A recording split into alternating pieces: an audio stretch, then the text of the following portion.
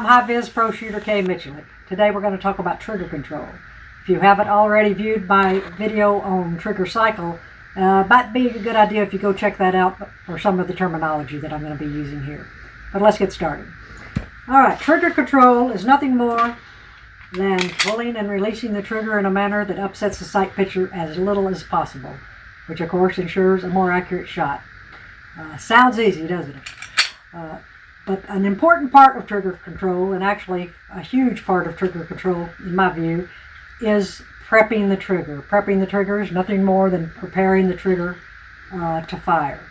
And for the most part, the big part of prepping the trigger is getting the take-up, handling the pre-travel that is in the trigger.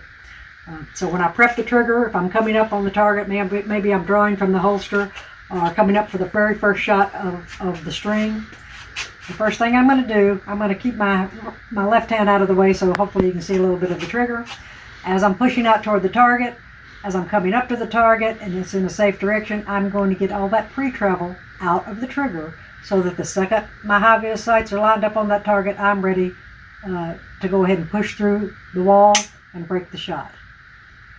That is going to improve your first shot accuracy drastically, as opposed to coming up on the target. I haven't prepped the trigger at all. My tendency is definitely going to be to just slap at the trigger. Slapping at the trigger does not improve accuracy. So the pre-travel is very important. Another thing is the reset. Once I have pulled the trigger, broke the shot, now I only want to release the trigger enough for the trigger mechanism to reset, which in the case of my M&P pistol is probably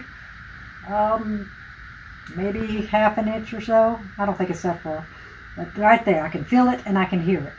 Now it's time to pull the trigger again. That is opposed to pulling the trigger and then releasing it all the way to its rest position. Now I'm back in the position where I need to get the take-up out again. So if you will only release the trigger enough to reset, bottom line is now there's no take-up in the trigger for the second shot and the follow-up shots. So that's very important in the trigger control. It will keep you from slapping at the trigger. Always come into a target with a hot trigger. And all this means is that as I'm coming into a target on a multiple shot scenario, the trigger always comes in with my finger on the trigger and prepped, ready for the next shot. So prepping the trigger is paramount in action shooting, and that is what leads to trigger control. So give that trigger prep a try, really learn where your reset is. It will make you a better shooter.